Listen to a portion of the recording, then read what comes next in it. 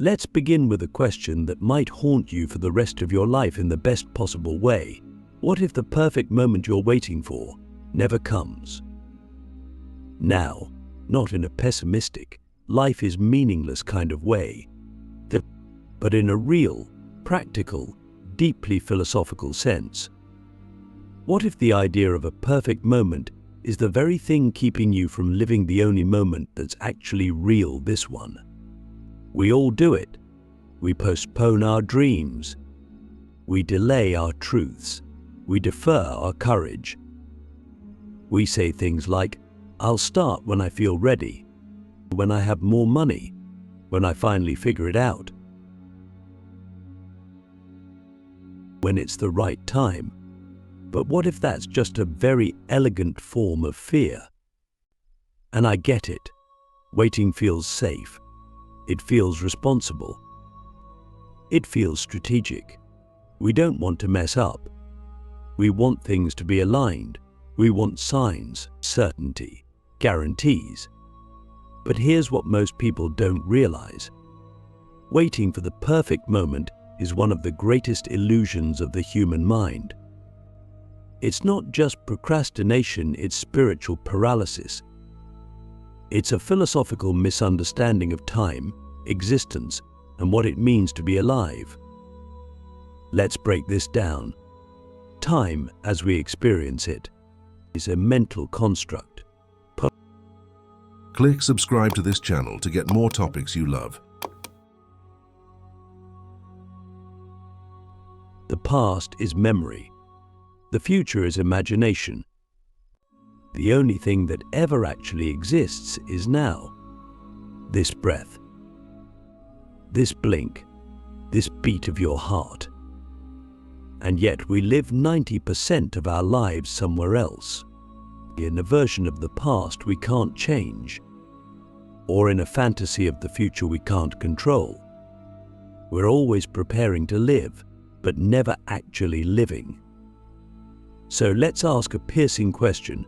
What are you postponing right now, and why? Is it telling someone how you really feel?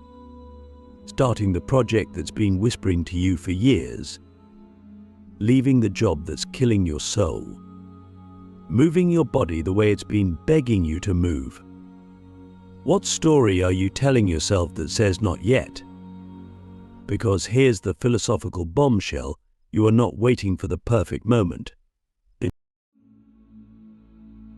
You are avoiding the imperfect one. And that avoidance has a cost. It costs you aliveness, connection, growth, real experience. But it costs you the very thing you think you're protecting your life. There's an old Zen saying, "The trouble with you is you think you have time." Let that hit. Because we don't talk about this enough, you don't know how many moments you have left. You don't know if tomorrow will come. And no, that's not meant to scare you, it's meant to wake you up. Because when you realize how fragile life is, you stop waiting for perfection. You start honoring presence. But let's go even deeper. Why do we wait? Because we think the future will somehow be better. That our mind, our body, our circumstances will align in some cosmic way. But here's the truth: you're not waiting for circumstances to change, you're waiting for yourself to become someone else. You think, when I'm more confident, I'll speak up. When I'm more successful, I'll take risks. When I'm healed, I'll love again. But what if confidence isn't something you wait for, it's something you build by acting now? What if healing doesn't happen in isolation but through connection? What if the only way to become the future self you imagine is to stop waiting and start living as that person now? Because the perfect version of you doesn't exist as a destination. It's a direction, and the only way to walk that path is to take the first step. Now, not later. Let's look at this from a Stoic perspective. Marcus Aurelius wrote, You could leave life right now. Let that determine what you do, say, and think. That's not morbid. That's freedom. It means every moment is sacred not because it's perfect, but because it's yours. It's not about seizing the best moment. It's about realizing that this moment is already enough to begin.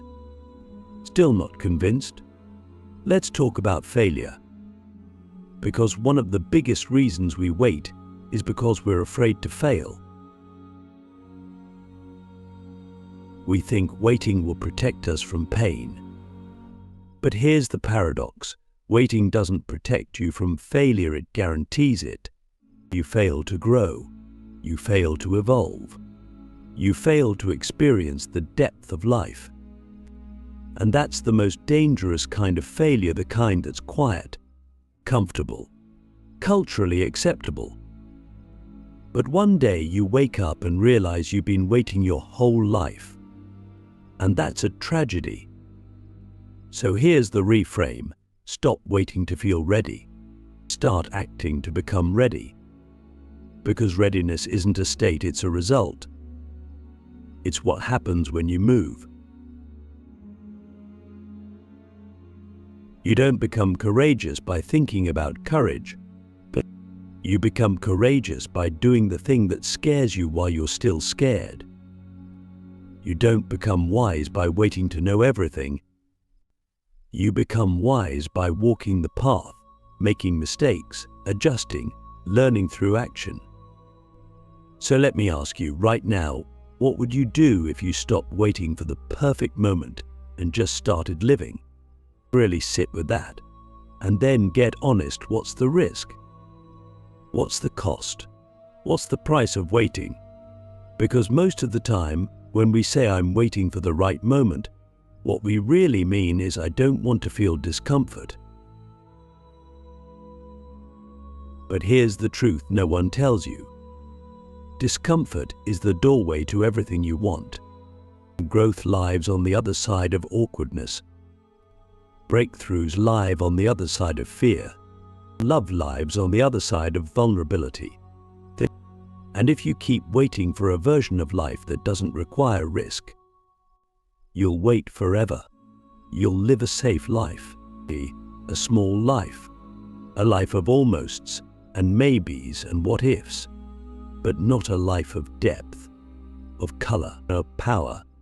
So here's your invitation. Don't wait for the perfect moment. Make this moment perfect by choosing it fully. By stepping into it with your whole being. By letting go of the fantasy version of life and embracing the raw, real, beautifully flawed version that's right in front of you. This is where everything begins. Not tomorrow, not next month, not when the stars align. Now, this is your life. This is your moment, and it's not waiting for you. So stop waiting for it. Let's dive into an idea that might initially sound discouraging, but by the end of this part, I promise, you'll see it as one of the most liberating truths you've ever heard. That you will never feel fully ready. And that's exactly why you must act. This is where the myth of readiness gets exposed. Most of us believe readiness is a state we arrive at a mental green light. Like there's a switch in our brain that will suddenly flip and say, okay, everything's aligned. You're confident, clear, brave, smart, healed, and unstoppable. Now you may begin. But that switch, it never flips. Not the way you think it will. And when you look closely, you realize something profound. Readiness is not a state. It's a story. A story we tell ourselves to delay, to rationalize fear, to soothe the discomfort of stepping into the unknown. I'm not ready sounds responsible, logical, even wise. But dig deeper, what does it really mean? It means I'm afraid. It means I want certainty. It means I don't want to be seen stumbling. It means I'm still waiting for permission. But here's the philosophical breakthrough. There is no permission. There is no arrival. There is only the leap. And the leap is where you become who you were waiting to be. Let's pause here. Ask yourself, what would I do if I stopped waiting to feel ready? Would you start the business? Call that person? Move to that city? Write the book? Change your career? Say yes to love? Say no to what's draining you? Would your life look radically different? Because if your answer is yes, then you don't need more readiness, you need more truth. And the truth is this: readiness is a byproduct of action, not a prerequisite. It's like confidence. It doesn't show up before the act. It shows up because of the act. You don't become confident in speaking by rehearsing the idea of speaking. You become confident by speaking badly at first, awkwardly, messily. And then one day you realize you're no longer faking it. You've become it. That's how readiness works. You move, you stumble, you learn, you adjust. You grow into the person who is ready, but only because you dared to begin before you felt like that person. Let's go even more philosophical. Plato believed that our souls already contain all the knowledge we need, that learning is just remembering. What if readiness works the same way? What if you already contain everything you need to begin, but the only way to access it is to act? What if your soul is already ready, but your mind is too noisy to hear it? That's why so many people wake up years later and say, I knew. I always knew. The truth was never missing. It was just buried under layers of fear, doubt, and overthinking. So here's a radical question. What if readiness is not something you wait for, but something you choose? What if saying I'm ready isn't a declaration of how you feel, but a statement of who you've decided to be? Think about it. Readiness isn't a feeling. It's a stance, or a posture, a commitment to move anyway, and to walk into uncertainty with your knees shaking and your voice trembling, but with your heart open and your eyes wide. Because that's where the good stuff is. Not in the safety of preparation, but in the wild unknown of becoming. Let me give you an image. Think of a trapeze artist. They're swinging on one bar high above the ground, and there's another bar coming their way. But to grab it, they have to let go of the first one. For a moment, there's nothing, just air, free fall. That moment, that terrifying, beautiful space of nothingness, that's where transformation lives, and most people never experience it. Because they never let go. They wait for the second bar to feel close enough, safe enough, certain enough. But it never does, because the only way to catch it is to leap. So let me ask you, what bar are you still clinging to, waiting for the next one to feel ready? What version of yourself are you still holding on to, even though it's too small? What comfort zone are you calling wisdom when it's really just fear in disguise? Here's one of the most powerful truths I've learned. The version of you that's ready to begin is not the version of you that will finish.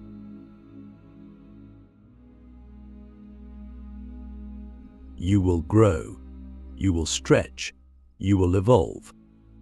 But none of that will happen until you say yes to the mess, to the uncertainty, the awkwardness, the not knowing, the falling down and getting back up. Because that's not failure. That's how you build real readiness. Through scars, not scripts. Through experience, not theory. through movement, not perfection. Let's bring in a little Stoic wisdom again.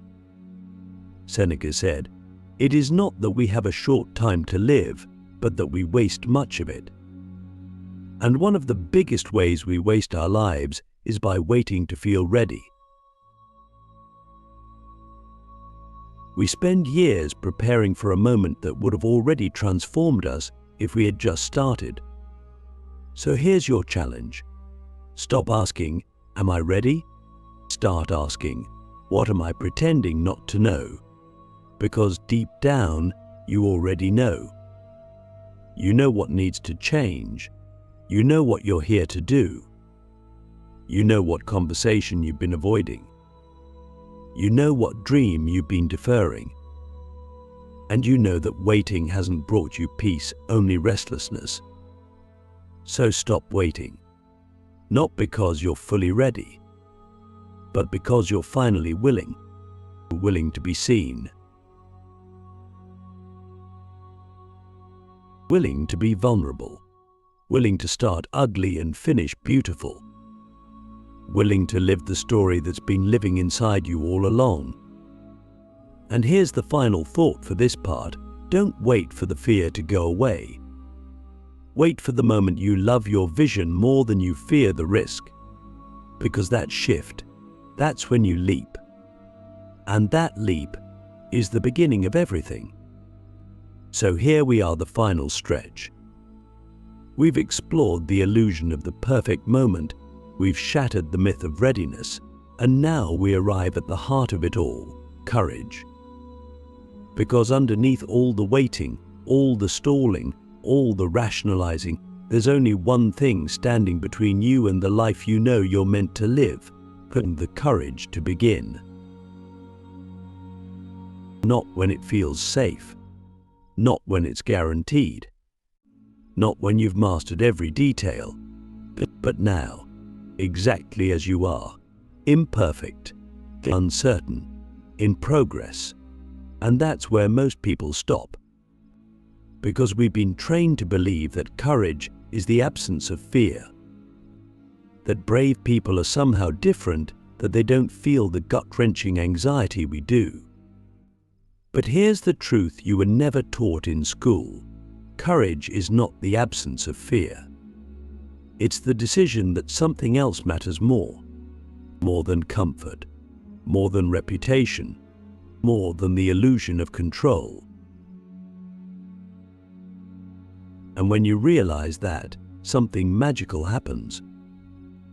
You stop waiting for fear to disappear, and you start using it as a compass.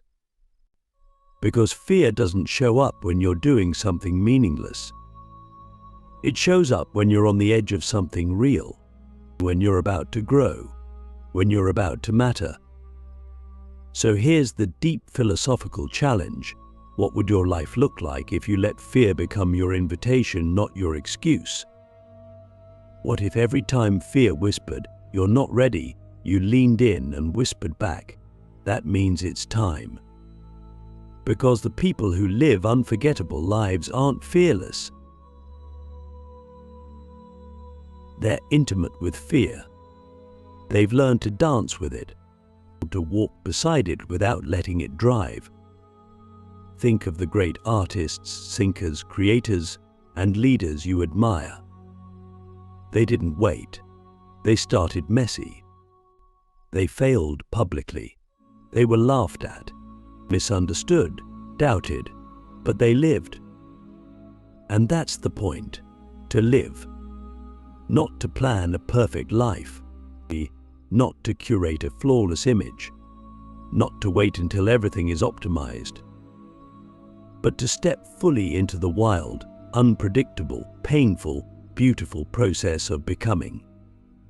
Because life doesn't reward perfection. It rewards participation. And when you participate fully, something sacred happens. You stop being a spectator of your own existence. You start feeling the pulse of life in your chest. You start remembering what it means to be here, alive, awake, free. Let's get brutally honest for a moment. Most of us are sleepwalking. We're alive, technically, but only in the biological sense. Emotionally, spiritually, even mentally, we're on autopilot. Waiting, scrolling, numbing, distracting. But what are we waiting for? Until the kids grow up? Until the debt is paid? Until we retire? Until the world calms down? Until the pain goes away? What if someday is the most dangerous word in your vocabulary? Because someday isn't real. It's a mirage, a moving target, a story that keeps you safe but also stuck. And the longer you believe in it, the harder it becomes to find your way back to now. So what do? We start small. We start here. We start now. Because you don't need a 10-year plan. You need a 10-second decision. A decision to show up. A decision to say yes. A decision to stop hiding behind preparation and start creating transformation. Even if it's one breath at a time. One word, one step. Because every great life, every masterpiece, every revolution, every love story began with one simple, terrifying, magnificent choice to begin. Not knowing how it would end, not knowing if it would work, not knowing who would understand, but trusting that the act of beginning was enough. And here's the secret that no one tells you until it's too late. There is no perfect moment, but there is a perfect opportunity. And that opportunity is now. This breath, this blink, this beat of your heart. This is the only moment you are guaranteed. And you can spend it waiting, or you can spend it living. The choice is yours. Let's zoom all the way out. Imagine yourself at the end of your life, old, wrinkled, weathered. Looking back, what do you want to remember? The things you planned? The perfection you waited for? The goals you never started? Or do you want to remember the mess? The magic? The stumbles? The way your heart raced when you finally said yes? Do you want to remember how you lived not perfectly, but fully? Because that's what makes a life worth remembering. Not the absence of fear, not the presence of control, but the presence of you, raw, real, here. So here's your final challenge. Whatever it is you've been waiting to do, do it. Not all of it, not perfectly, but some of it. Today, send the message. Take the first step. Speak the truth. Make the call. Say the words. Begin. Because the story of your life doesn't start when you're ready. It starts when you're brave. And you're braver than you think. So stop waiting for the perfect moment. Live now, before it's just another dream deferred. Before it's just another chapter unwritten. Before it's too late to find out who you could have been if you had just said yes. Right here, right now.